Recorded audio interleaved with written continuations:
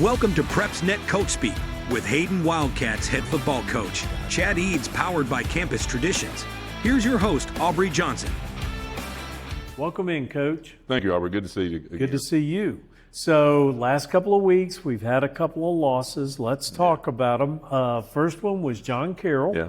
But that was a high-scoring affair. You lost, but it was 36-26. Yeah. Tell us about it. Well, I thought, there were a lot of guys played well. I thought we played hard in the game. I thought John Carroll was the best passing team we had seen all year. So that had me nervous going into the game. And, yeah. We actually had the lead a couple times, and I thought about calling timeout just to enjoy it a little bit. But just to enjoy the flavor.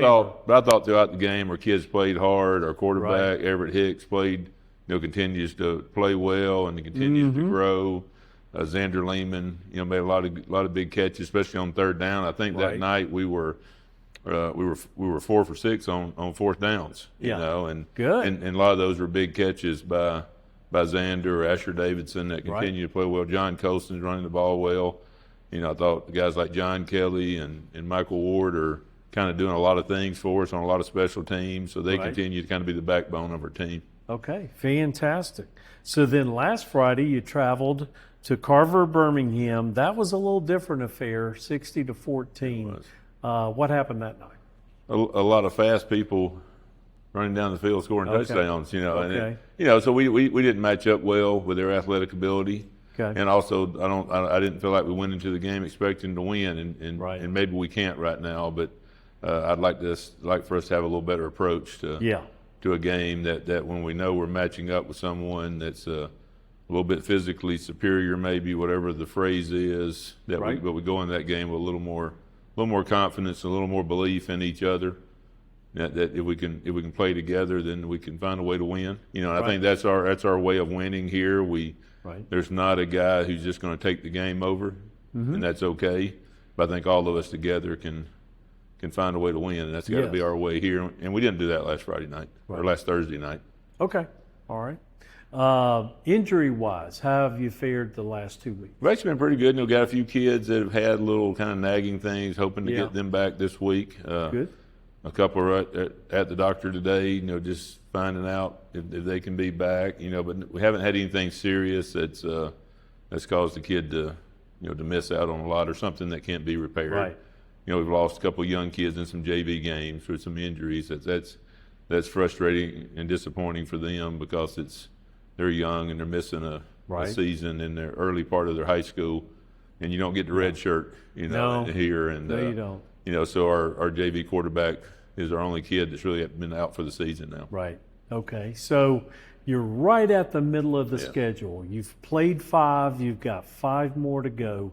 Kind of give us an assessment of where things stand right now as far as to this point in the season. Well, there's times when I think, hey, we're not far enough along. And of course, we want the wins to come. But then when I consider that we really started all this about the middle of June and really just getting to know each other, they're just now kind of becoming comfortable with me and my style, and I'm figuring out what they can and can't do physically and mentally. And I think we're growing, understanding what we're doing, and learning how what I think is our philosophy of how we can win here. I think they're starting to understand that. So, we're looking for those little, I hate to look for small victories, but we're finding those things where, a young man's improved a great deal since the start of the season. And then as a whole, if we continue to do that individually, as a whole, it all starts to come together.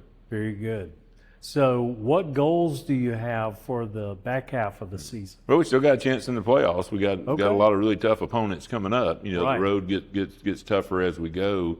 But you still have that out there, as a goal for our kids. And I think, and what I really want from this senior class is for them to set the standard of how the game's played here. That they're the guys that down the road, the younger kids coming up, they're in the middle school right now, know what's expected of them when they come to Hayden to play football.